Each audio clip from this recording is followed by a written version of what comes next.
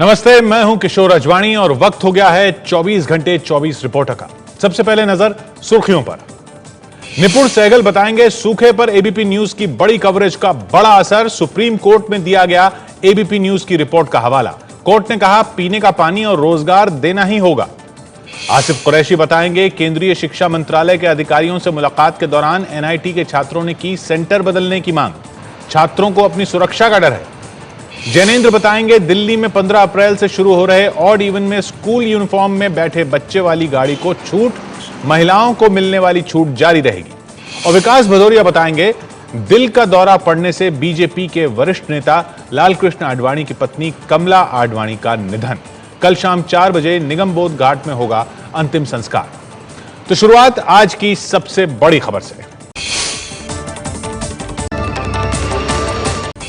देश में सूखे के हालात पर सुप्रीम कोर्ट ने चिंता जताई है। केंद्र सरकार को उसकी जिम्मेदारियों का एहसास दिलाते हुए सुप्रीम कोर्ट ने कहा है कि जब 9 राज्य सूखे की चपेट में हो तब सरकार अपनी जिम्मेदारी से आंखें नहीं मूंद सकती। देश में सूखे पर स्वराज अभियान की याचिका पर सुनवाई के दौरान अदालत ने कहा कि तापमान 45 डिग्री तक जा पहुंचा है, लोगों के पास पीने का पानी नहीं है, उन तक राहत तुरंत पहुंचाना जरूरी है। सुप्रीम कोर्ट में आज सूखे पर एबीपी न्यूज की रिपोर्ट का भी हवाला दिया गया। सूखे पर सुप्रीम कोर्ट की फटकार के बाद केंद्र ने सुप्रीम कोर्ट को बताया कि वो सूखे से निपटने के लिए ले रही है मनरेगा का सहारा।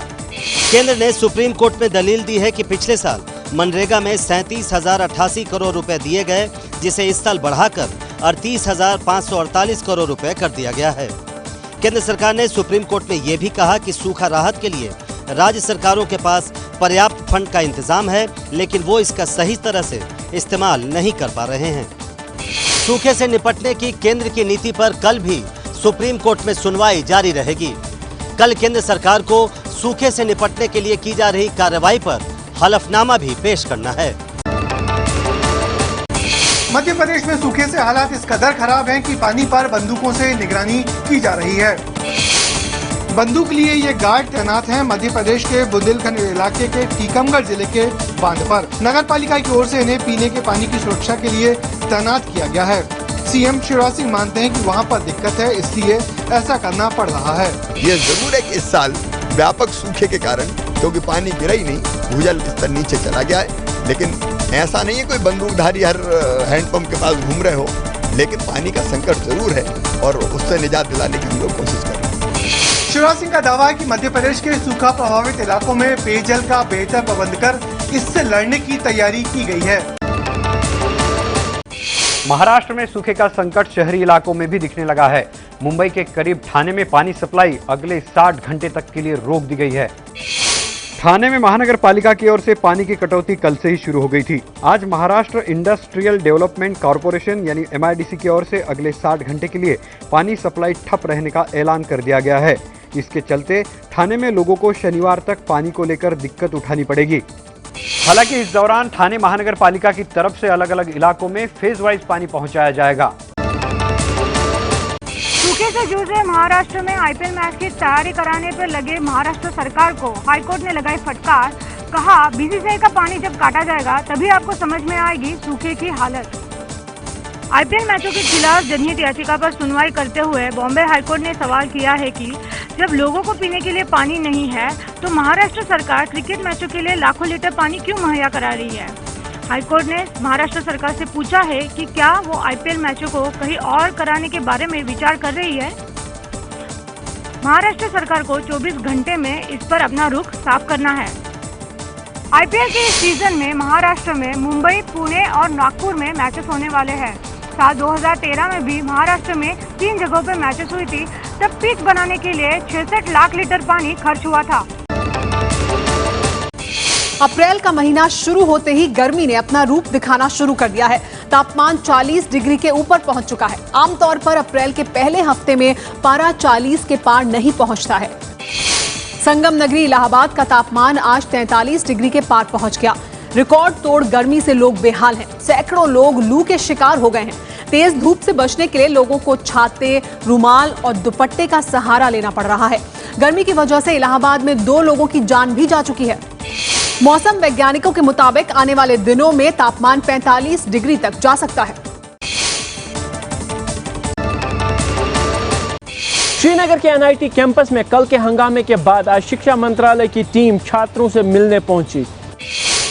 31 मार्च को वेस्टइंडीज के खिलाफ भारत की हार के बाद कश्मीरी छात्रों ने श्रीनगर के नेशनल इंस्टीट्यूट ऑफ टेक्नोलॉजी यानी एनआईटी कैंपस में जश्न मनाया था। संस्थान के गैर कश्मीरी छात्रों ने जब इसका विरोध किया तो दोनों में झड़प हो गई। कल पुलिस ने प्रदर्शन कर रहे गैर कश्मीरियों पर लाठीचार्ज कर दिया, जिसके बाद बवाल मच गया है। पूरा एनआईटी कैंपस छावनी में तब्दील है। पुलिस और सीआरपीएफ के जवानों को तैनात किया गया है। जम्मू कश्मीर के उप मुख्यमंत्री ने दोषी पुलिस वालों पर कार्रवाई के निर्देश दिए हैं। एनआईटी केंद्र सरकार के अधीन आता है और यहाँ इंजीनियरिंग की पढ़ाई होती है। एनआईटी में हुए लाठीचार्ज के बाद छात्रों ने सेंटर बदलने की मांग कर दी है। पूरे विवाद को लेकर विपक्ष ने सरकार पर हमला बोल दिया है।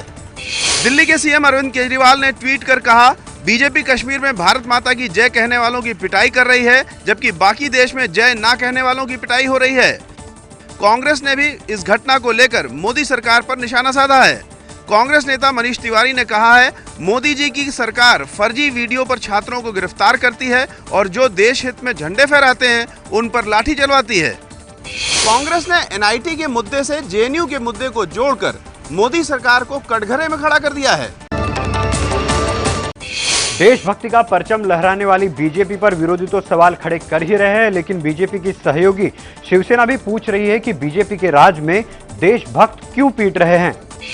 कश्मीर के मुख्यमंत्री महबूबा मुफ्ती शपथ लेने से पहले या शपथ लेने के बाद अगर भारत माता जय का नारा देता तो सभी को एक संदेश जाता और इस प्रकार की घटना नहीं होती, लेकिन दुर्भाग्य से नहीं हुआ है। ये सवाल इसलिए उठ रहा है क्योंकि जम्मू कश्मीर में पीडीपी के साथ बीजेपी की सरकार है। श्रीनगर एनआईटी को लेकर विपक्ष के हमले के बाद केंद्रीय शिक्षा मंत्री स्मृति ईरानी ने कहा है कि छात्रों के साथ अन्याय नहीं होगा। जो लोग भारत के टुकड़े करना चाहते हैं उन्हें आगाह किया जाए कि जब तक देश में नरेंद्र मोदी जैसे हमारे प्रधानमंत्री हैं और नेता हैं, तब तक भारत का एक भी बाल बांका नहीं हो सकता। मैंने संसद में भी कहा था कि शिक्षा को रणभूमि ना बनाया जाए तो ही देश का भला उसमें है। श्रीनगर एनआईटी शिक्षा मंत्रालय यानी एमएचआरडी के अधीन काम करती है। ऐसे में देखना होगा कि इस मामले में स्मृति ईरानी क्या कदम उठाती है। राजस्थान के मेवाड़ यूनिवर्सिटी में भारत विरोधी नारेबाजी को लेकर जम्मू कश्मीर के 16 छात्र 25 अप्रैल तक निलंबित, हॉस्टल भी छोड़ना होगा। चित्तौड़गढ़ में मौजूद मेवाड़ यूनिवर्सिटी में 31 मार्च को टी20 विश्व कप में वेस्टइंडीज के हाथों भारत को मिली हार के बाद भारत विरोधी नारेबाजी को लेकर कश्मीर और स्थानीय छात्रों में मारपीट हुई थी, जिसमें एक छात्र जख्मी हो गया था। इस मामले में पुलिस ने हॉस्टल के वार्डन और 9 छात्रों को गिरफ्तार किया था, जो जम्मू कश्मीर के रहने वाले हैं। सोमवार को इनकी रिहाई के बाद आज यूनिवर्सिटी प्रशासन ने गिरफ्तार 9 छात्रों समेत जम्मू कश्मीर के कुल 16 छात्रों को 25 अप्रैल तक निलंबित कर दिया है। इस दौरान इन्हें हॉस्टल भी खाली करना होगा। यूनिवर्सिटी प्रशासन ने निलंबित छात्रों को 25 अप्रैल के बाद अभिभावकों के साथ आकर लिखित में सफाई देने को कहा है, जिसके बाद इनके भविष्य। एनआईए अधिकारी तंजील अहमद की हत्या की वजह निजी है, ये दावा है मामले की जांच कर रही यूपी पुलिस का। यूपी के एडीजीपी दलजीत सिंह चौधरी ने कहा है कि तंजील अहमद के 2 हत्यारों के बारे में जानकारी हासिल कर ली गई है और बहुत जल्द उन्हें पकड़ लिया जाएगा। जो चीज़ें इंडिकेट हो रही हैं वो एक पर्सनल मैटर की तरफ जा रही हैं, तो हमें पूरी उम्मीद है कि आने वाले कुछ समय में हम इस पूरे केस को वर्कआउट करेंगे और सही अभियुक्तों को गिरफ्तार कर। हालांकि दलजीत सिंह हत्या के पीछे किसी आतंकी संगठन का हाथ होने से इनकार भी नहीं कर रहे हैं। यूपी के एडीजी एक तरफ तो कह रहे हैं कि हत्या आपसी रंजिश में हुई है और दूसरी तरफ आतंकवादी एंगल से भी इनकार नहीं कर रहे हैं। सवाल उठता है कि क्या पुलिस किसी मकाम तक पहुंच पाई है या अंधेरे में हाथ पांव चला रही है। आगे बढ़ते हैं। अगली खबर है यूपी के अमरोहा से। दिल्ली पुलिस के एक जवान की पिटाई कर दी गई वहां। यूपी के अमरोहा में दिल्ली पुलिस के सिपाही की थाने में बेरहमी से पिटाई। मंत्री के भतीजे की कार से टकरा गई थी सिपाही की कार। दिल्ली पुलिस में 20 साल की सेवा दे चुके गजेंद्र सिंह अमरोहा के गजरौला में अपनी बहन की शादी में शामिल होने आए थे।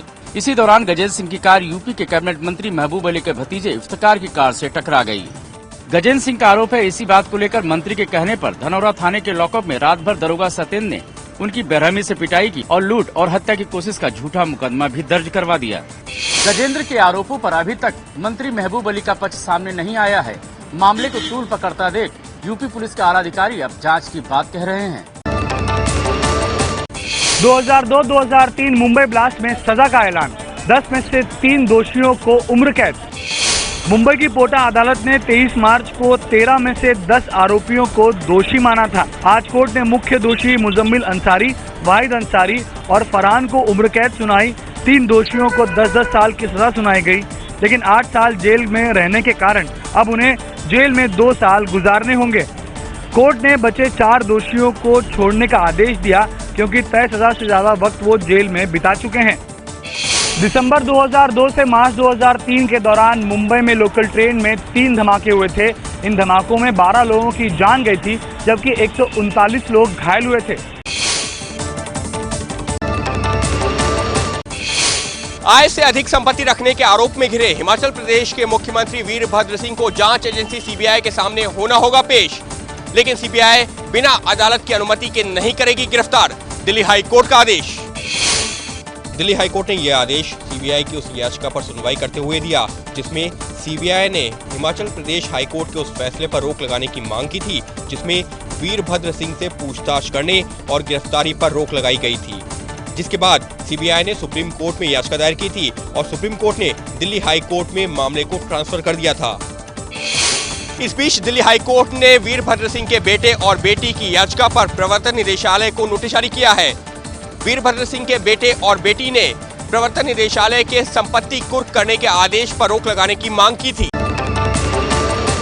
कांग्रेस लेफ्ट गठबंधन पर ममता बनर्जी का करारा हमला। मुर्शिदाबाद की रैली में दोनों पार्टियों को गद्दार बताते हुए कहा, ये मीर जाफर और सिराजुद्दौला का गठबंधन है। कांग्रेस का गढ़ माने जाने वाले मुर्शिदाबाद में ममता ने लोगों से बदलाव की अपील की। ममता ने कहा, मैं कहती थी कि कांग्रेस और लेफ्ट एक हो गए हैं, लेकिन कोई मानने को तैयार नहीं था। देख लीजिए, कांग्रेस ने खुद को लेफ्ट के हाथों बेच दिया है। कांग्रेस को शर्म आनी चाहिए कि वो उसी सीपीएम का पक्ष ले रही है जिसने 55,000 कांग्रेस कार्यकर्ताओं की जान ली। दोनों पार्टियां मिलकर कांग्रेस बन गई है, लेकिन तृणमूल अकेले ही दोनों के लिए काफी है। पश्चिम बंगाल में 4 अप्रैल को पहले चरण के चुनाव में 80% वोटिंग हुई थी। ममता ने इसे कांग्रेस लेफ्ट गठबंधन और बीजेपी के खिलाफ बताया। जाट नेता हवा सिंह सांगवान ने कहा, जाटों ने आरक्षण गन पॉइंट पर लिया तो क्या जुल्म किया। नागालैंड और तेलंगाना जैसे राज्य भी तो गन पॉइंट पर ही बने हैं। हफ्ते भर पहले हरियाणा सरकार ने जाटों के आरक्षण पर मोहर लगाई तो हरियाणा कांग्रेस के कद्दावर नेता और बिजली मंत्री रहे कैप्टन अजय सिंह यादव ने आरोप लगाया था कि हरियाणा सरकार ने उपद्रवियों के सामने घुटने टेक दिए। जाटों ने बंदूक की नोक पर आरक्षण लिया है। गन पॉइंट पर पहली बात तो हमने लिया नहीं, लेकिन वो बोलते गन पॉइंट पर ले लिया तो कौन सी बड़ी बात होगी। आरक्षण की मांग को लेकर हरियाणा में जाटों ने फरवरी के महीने में हिंसक प्रदर्शन किया था। इस दौरान 30 लोगों की जान चली गई थी और बड़े पैमाने पर सरकारी और निजी संपत्ति को नुकसान हुआ था। दिल्ली में 15 अप्रैल से शुरू हो रहे ऑड इवन में इस बार भी महिलाओं को छूट जारी रहेगी। इस बार उन गाड़ियों को भी छूट मिलेगी जिसमें स्कूली यूनिफॉर्म में बच्चे रहेंगे। आज ये प्रपोजल पर डिस्कस हुआ कि हम लोग जो यूनिफॉर्म में जब बच्चे आ रहे हों उस समय उनको छूट दी जाए, लेकिन उसमें ये एक दिक्कत है कि जब खाली गाड़ी गार्जियन जा रहे होंगे उनको कैसे मॉनिटर किया जाए। हमें उम्मीद है कि जल्दी इसका कोई ना कोई सलूशन निकलेगा। दिल्ली में ऑड इवन का दूसरा चरण 15 अप्रैल से 30 अप्रैल तक चलेगा। सुबह 8 से रात 8 बजे तक इसके नियम लागू होंगे। दिल्ली में ऑड इवन का पहला चरण इसी साल 1 से 15 जनवरी के बीच लागू किया गया था। इस दौरान ट्रैफिक में 35% की कमी देखी गई थी और हवा का स्तर भी सुधरा था। बीएसपी सांसद नरेंद्र कश्यप की बहू की गाजियाबाद के राजनगर में संदिग्ध मौत। लड़की के पिता ने लगाया दहेज के लिए हत्या का आरोप। बीएसपी सांसद नरेंद्र कश्यप की बहू हिमानी कश्यप का शव संदिग्ध अवस्था में घर के बाथरूम से मिला। हिमानी को अस्पताल ले जाया गया, जहां डॉक्टरों ने उन्हें मृत घोषित कर दिया। हिमानी के सिर में गोली लगी थी। हिमानी ने खुद को गोली मारी या उसे किसी ने मारा, अब पुलिस इसकी जांच कर रही है। इस बीच लड़की के पिता और यूपी के पूर्व मंत्री हीरालाल कश्यप ने दहेज का आरोप लगा दिया है। हत्या की है, इन लोगों ने जानबूझ के हत्या की है, गोली मारी है। अभी 25 तारीख को आई थी, गाड़ी कह रहे थे, गाड़ी दो, गाड़ी मांग रहे थे। प्रधानमंत्री के सामने बच्चों को ले जाके आत्महत्या करूंगा, मर जाऊंगा। मेरी बेटी नहीं रही तो हम जी के क्या करेंगे। पुलिस का कहना है कि हिमानी की मौत की जानकारी घर के किसी सदस्य ने नहीं दी। पुलिस को इस बात की जानकारी अस्पताल से मिली। मेरठ की देविका ने जीका वायरस की गुत्थी सुलझाकर दुनिया में रोशन किया भारत का नाम। 33 देशों में कहर बरपा चुका है जीका वायरस। 29 साल की देविका अमेरिका की 7 सदस्यों वाली उस वैज्ञानिक टीम का हिस्सा है जिसने गर्भ में पल रहे बच्चे के दिमाग पर हमला करने वाले खतरनाक जीका वायरस की संरचना की खोज की है। इस खोज के बाद जीका वायरस का वैक्सीन बनाना आसान हो गया है। देविका ने 31 मार्च को अमेरिका की पर्ड्यू यूनिवर्सिटी में इस पर अपना शोध पत्र पेश किया। गृह मंत्री राजनाथ सिंह ने इस कामयाबी पर देविका को बधाई दी। मच्छरों से फैलने वाले जीका वायरस को लेकर विश्व स्वास्थ्य संगठन ने दुनिया भर के लिए इमरजेंसी का ऐलान कर दिया है। इस वायरस के कारण ब्राजील में 3,500 से ज्यादा बच्चे छोटे सिर वाले और अविकसित दिमाग के पैदा हुए। बीजेपी के वरिष्ठ नेता लालकृष्ण आडवाणी की पत्नी कमला आडवाणी का दिल का दौरा पड़ने से निधन। प्रधानमंत्री नरेंद्र मोदी और सोनिया गांधी समेत तमाम बड़े नेताओं ने जताया शोक। 83 साल की कमला आडवाणी को सांस लेने में तकलीफ की शिकायत के बाद दिल्ली के एम्स में भर्ती कराया गया था। डॉक्टरों ने उन्हें बचाने की पूरी कोशिश की लेकिन नाकाम रहे। कमला आडवाणी के निधन पर सिर्फ बीजेपी ही नहीं बल्कि सभी दलों के बड़े नेताओं ने दुख जताया है। प्रधानमंत्री नरेंद्र मोदी ने ट्विटर पर लिखा है, कमला आडवाणी जी के निधन पर गहरा शोक और दुख है। वो एल के आडवाणी जी के लिए शक्ति का स्तंभ थीं और उन्होंने हमेशा ही कार्यकर्ताओं को प्रेरित किया और उत्साह बढ़ाया। कमला आडवाणी और लालकृष्ण आडवाणी की शादी 1965 में हुई थी। कमला आडवाणी समाज सेवा के अलावा भारतीय डाक विभाग में भी काम कर चुकी थीं। दिल्ली के लाजपत नगर में एक डंपर ने स्कूटर सवार को मारी टक्कर, कई किलोमीटर तक घिसटने के बाद मौत। आरोपी ड्राइवर और क्लीनर गिरफ्तार। 18 साल का फहद सिद्दीकी अब इस दुनिया में नहीं है। सोमवार रात ये स्कूटर से अपने दोस्तों को छोड़ने जा रहा था कि तभी लाजपत नगर फ्लाईओवर के नीचे इस डंपर ने फहद को जोरदार टक्कर मार दी। टक्कर मारने के बाद भी डंपर नहीं रुका और करीब 9 किलोमीटर तक फहद को घसीटता ले गया। हादसे की सूचना मिलने के बाद पुलिस ने कई किलोमीटर तक पीछा कर डंपर को रोका और इसके ड्राइवर और क्लीनर को गिरफ्तार कर लिया। जाँच में पुलिस को पता चला है कि डंपर चालक अवैध खनन के रैकेट से जुड़ा था। हादसे का शिकार हुआ फहद चश्मे की दुकान पर काम करता था। फहद के पिता नहीं थे और वो अपने परिवार में अकेला कमाने वाला सदस्य था। पड़ोसी देश चीन में कोयले की खदान धंसने से 6 लोगों की मौत, कई मजदूर अंदर फंसे। ड्रोन कैमरे से ली गई ये तस्वीरें चीन के जिंगजियांग प्रांत में मौजूद तियानली कोल खदान की हैं। यहाँ जमीन के अंदर खोदी गई सुरंगों से कोयला निकाला जाता है। बताया जा रहा है कि सुरंग के इसी मुहाने से करीब 1 किलोमीटर अंदर अचानक एक जगह पर मिट्टी धंस गई और 19 मजदूर अंदर फंस गए। इस हादसे में अब तक 6 मजदूरों के मारे जाने की पुष्टि हो चुकी है। सुरंग में फंसे बाकी मजदूरों को बचाने के लिए 600 राहत कर्मी दिन रात खुदाई का काम कर रहे हैं, लेकिन अभी तक उन्हें मजदूरों तक पहुंचने में सफलता नहीं मिल पाई है। अभिनेता शाहरुख खान की फिल्म रईस की शूटिंग पूरी हुई। इसी साल ईद के मौके पर रिलीज होगी फिल्म। राहुल ढोलकिया के निर्देशन में बन रही शाहरुख खान की फिल्म रईस की शूटिंग पूरी हुई। ये जानकारी शाहरुख खान ने ट्वीट पर दी। शाहरुख ने कहा, फिल्म की शूटिंग पूरी, यूनिट को शुक्रिया, सबको प्यार। जुलाई में रिलीज हो रही शाहरुख की फिल्म रईस की टक्कर अभिनेता सलमान खान की फिल्म सुल्तान से होगी। तो 24 घंटे 24 रिपोर्ट हमें अभी के लिए इतना ही, लेकिन इन खबरों पर हमारी नजर बनी रहेगी। 12 राज्यों के सूखे पर सुप्रीम कोर्ट में सुनवाई है। श्रीनगर एनआईटी विवाद पर पार्टियों का जम्मू बंद है और प्रत्युषा केस में आरोपी राहुल की अग्रिम जमानत पर सुनवाई है। आप देखते रहिए एबीपी न्यूज।